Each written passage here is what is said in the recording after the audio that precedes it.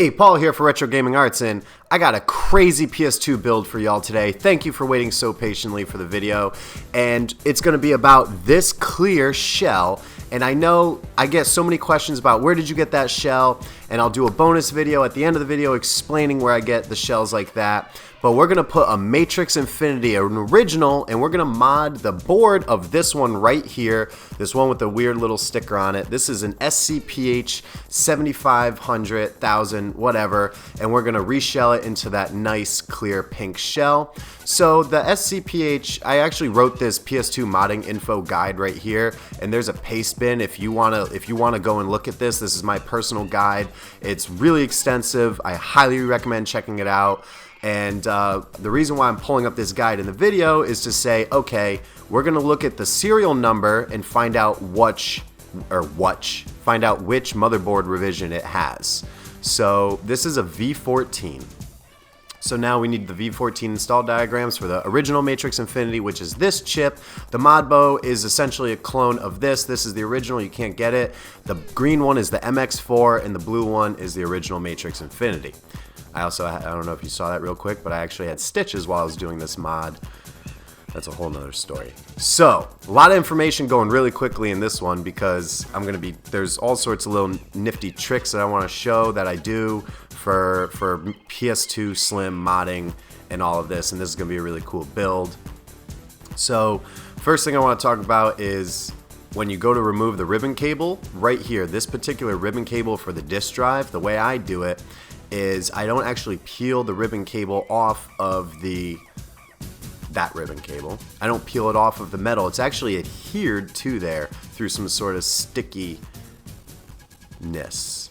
It's a sticker. That ribbon cable is actually a sticker, so the easiest way is to gently lift it up with the laser moved all the way back. And you see how part of it's stuck, so then you can remove the laser assembly without having to actually rip up that sticker. And if you ever go to replace a laser in a PS2 Slim, you just saw how easy it is to do.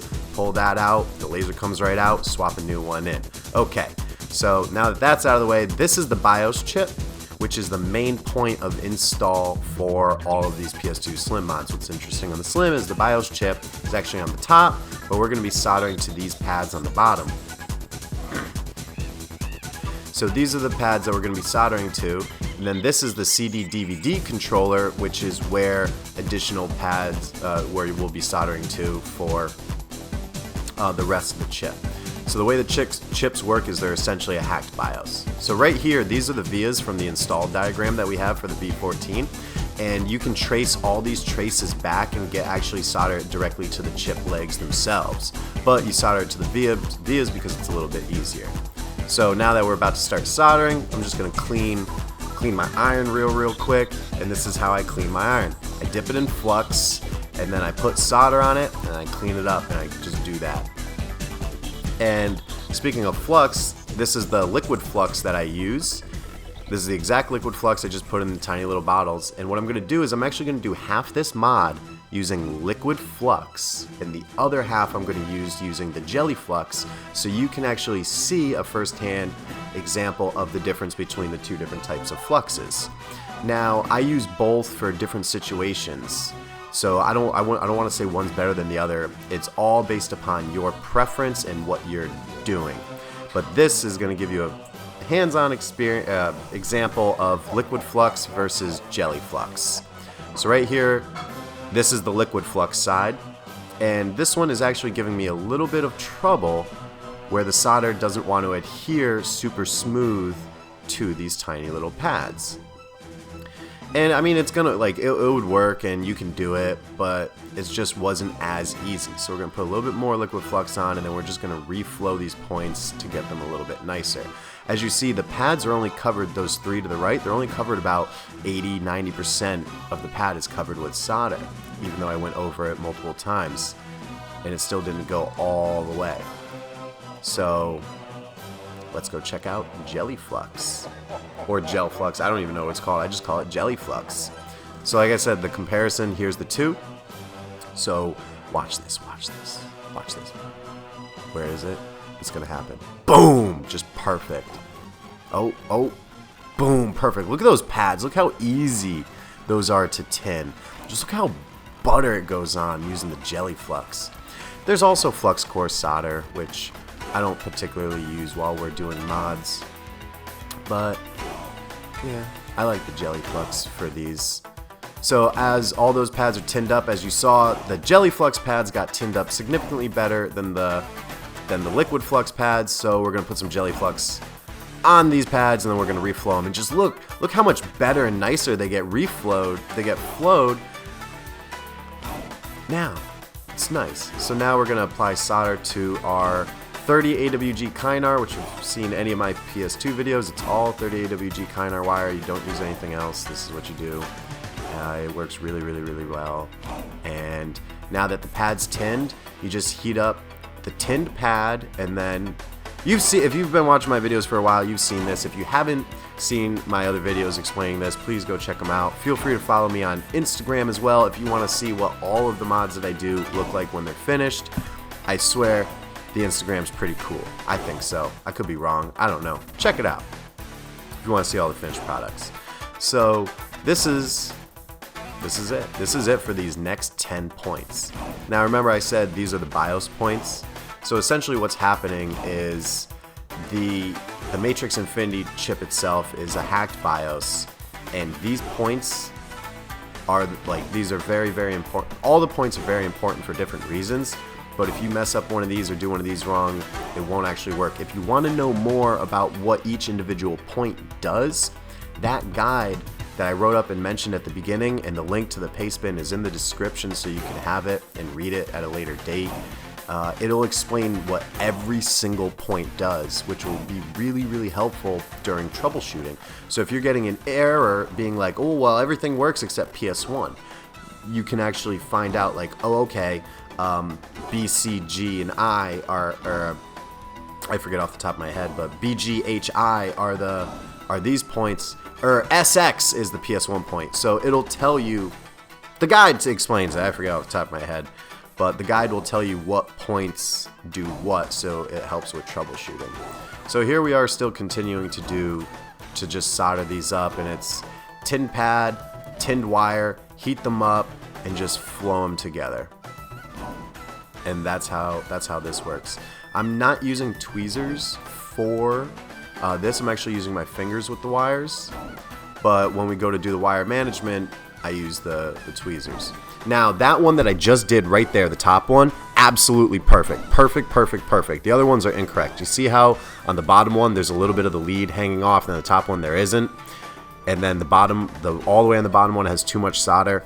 So my solder joints aren't always absolutely perfect, but I do make it a big point to get them as good as I possibly can. This one wasn't exactly, they weren't perfect all around, but this mod, it worked. There was no issues, and these aren't, I don't think these are like, this is me nitpicking myself and being like, I only got one joint super perfect, but whatever. So the way I know which ones are perfect is by going to my cell phone, going into my camera, zooming in 8 times, and then I can see them really, really close up as to which ones are bad. You see how some of them have it hanging over the edge. It's a little bit, it's a nitpick. I mean, strive for perfection in everything you do, but it's a really good way, but sometimes you just gotta let it go, or else you'll drive yourself insane like I do sometimes. Alright, so here we go. Wire management. You've seen this before if you've been watching my videos. If you have seen my Instagram, this is what I put on my Instagram, is the finished product of all these wires and solder joints looking fine. And then this is exactly how I do it, just in super fast forward. Just tweezers, put it together, make it fresh. You know what I'm saying? Thank you guys for all the comments you guys put on all of my videos. I hope, if you're hearing me say this, I hope you're a person that commented on a video with something really nice, and I haven't actually been available much to reply to comments, but I've seen a lot of them. Thank you. So right here we have the W point all the way on the bottom, and I'm actually tracing it down to a via, and I'm actually going to solder it to this via. So this is something you can do. It's called alternate install points. So pretty much the one I circled was the W point. W is a very important point, but I traced it back to a via, and I'm soldering directly to that because that via has continuity with that pad that the diagram gave me. So if you ever have an instance where like you can't solder a certain component. Some of them you can trace back and find an alternate install point. Like I also mentioned, these vias down here can be traced back and soldered to the legs of the chip. However, that is typically significantly harder and a little bit more skill is required to do it. However, these vias can be tough as well. Now, for this particular one, if you saw my PSIO video, you heard me talk about the scratch pen. This particular motherboard revision, the vias are exposed, the copper is exposed, and there's actually a hole. So what I'm doing is I'm filling the via with solder and then actually sticking the end of the 38WG Kynar in that hole and soldering to it. Not all vias for PlayStation 2 motherboard revisions will be that way. You won't be able to do it for all the different revisions. It's just on this particular revision I was able to do it. And you'll even see, I think I scratched off in the bottom right hand corner. I don't know if anybody caught it, but there was some scratch pen residue, and that's because I think in the video I was going to do a comparison of scratch pen, but I was like, I already talked about scratch pen, it's okay.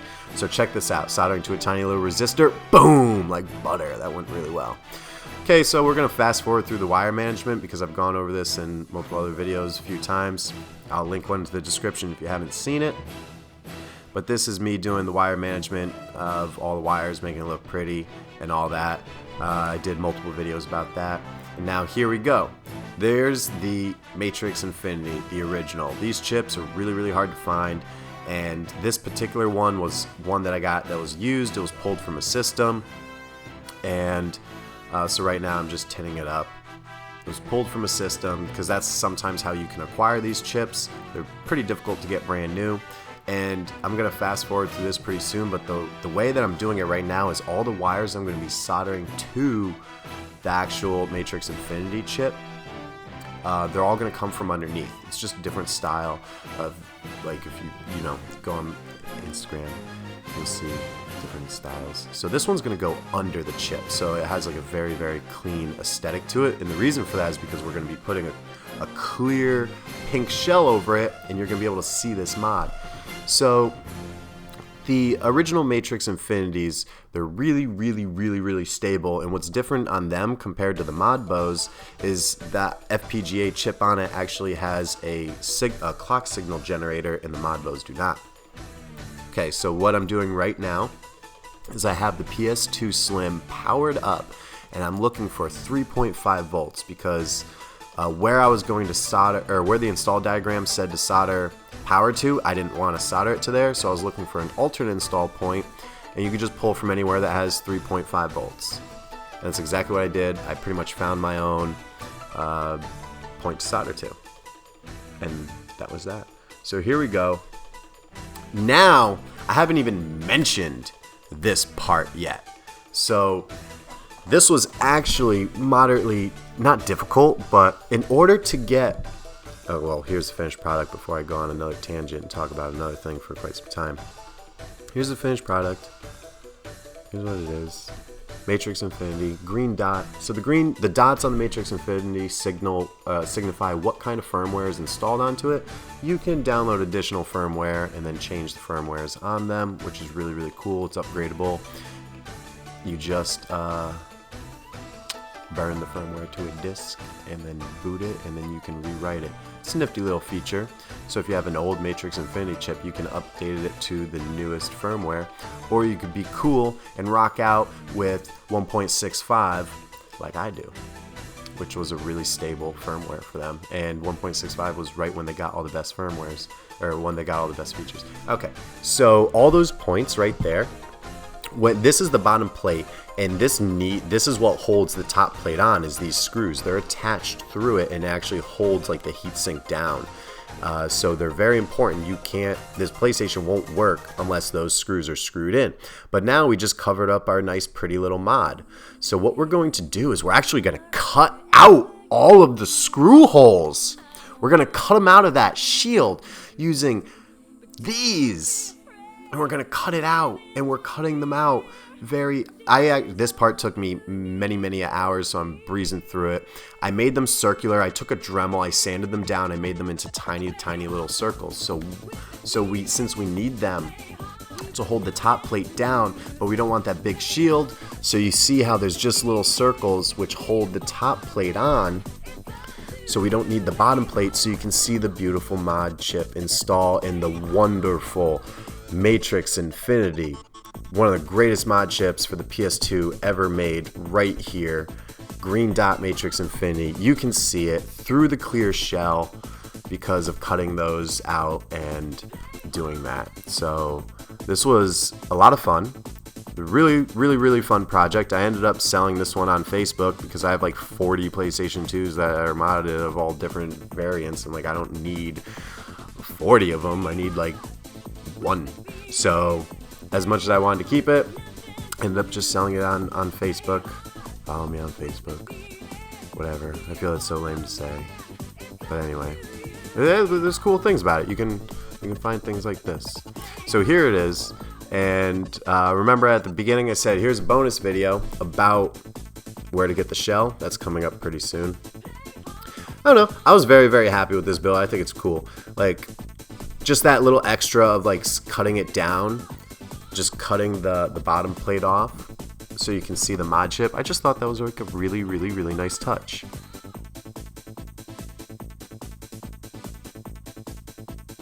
Bonus video.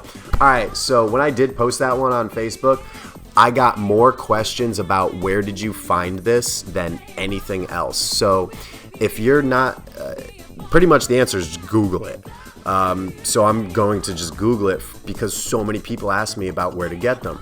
Because if you Google clear shell and Amazon, look at it, they're all unavailable. They're all unavailable. So I don't know if that's why people kept saying, where did you get it? Where did you get it? Where do you get them? Like, where do you get them? So I'm going to show you how I Google. Amazon didn't have it. Let's go to eBay. All right, so let's check it out on eBay. So here they are on eBay, and then here's some scalper trying to sell them for $600. What a loser. I don't like that. So here's one person selling one $45. That's kind of expensive for it. So let's just type it into Google. So we searched Amazon, now we're searching eBay, now we're searching Google. Okay, here's the original, ooh, AliExpress. Let's go check out AliExpress. Ooh, $20, that's a pretty nice price. That's pretty sweet. This one's clear. Oh, but it's no longer available. Oh man, so we've tried Amazon, we've tried eBay, we've tried AliExpress. Oh, what's this? PS2ghostcase.com? Add to cart? So, I'm pretty sure that you guys watching here, I'm pretty sure like anybody already knows, like if you want something, just Google it 4 times, 5 times till you find it. But it was literally, I was so many questions asked about it, so I feel like I had to, I feel like I absolutely had to just make a little extra video about it. So anyway, thank you guys very much for watching. Sorry about videos being more few and far between, but I'm gonna get back on making a lot more videos, and I hope this was informative and helpful, and I hope you guys really enjoyed it. And I got a lot of cool things coming in the works. I say that all the time, but I really do. I always have something, and I'm going to try to make it more frequent. Thank you everybody for the continued endless support that you give me. It means so much, and I'm sorry to say that at the end, and I hope you're still here, and I hope you're still listening. The video is actually over. It means a lot. Thank you.